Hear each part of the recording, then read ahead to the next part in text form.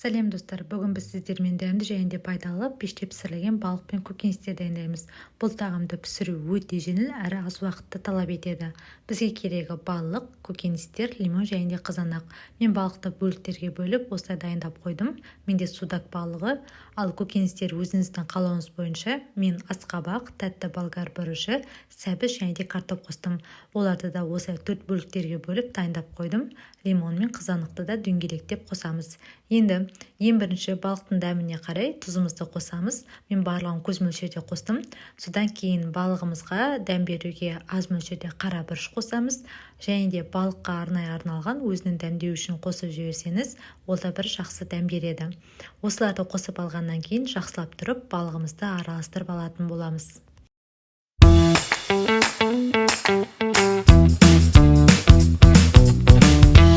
Енді көкөністерді де дайындаймыз. Көкөністерге де дәл солай дәміне қарай тұз, мен жарты қасық тұз қостым, және де дәміне қарай осындай паприка қосып жібердім. Дәміне қарай қара бұрышымды қостым, және де балыққа арналған дәмдеуішті кішкентай ғана қосып жіберсеңіз, ол да артық етпейді. Содан кейін мен бір асық қасық көлемінде үстіне сұйық майымды қостым. Сұйық майымызды қосқаннан кейін көкөністерді де жақсылап тұрып араластырып аламыз.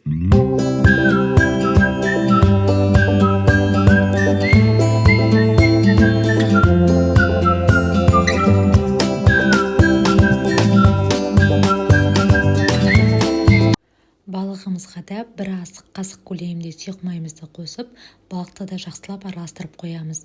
Осы балық пен көкөністерді маринадтау 30 минут жеткілікті. 30 минуттан кейін балығымызды пісіруге дайындаймыз.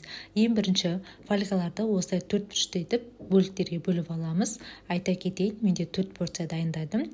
Ең бірінші осылай көкөністерімді фольгаларға салып бөліп қойдым. Содан кейін 2-3 тілімнен балықтарын салдым. Ең бірінші балықтарды салып алғаннан кейін, содан кейін барып үстіне 2 тілім қызанағымызды қосамыз, және де 2 тілім лимонымызды қосамыз. Лимон өзінің соғын бөліп балыққа жақсы дәм береді. 1 немесе 2 данадан қосу жеткілікті. Содан кейін 2 жағынан осылай біріктіріп, қайық немесе конфетка тәріздесіп, нығыздап біріктіреміз, ашып кетпеуі тиіс.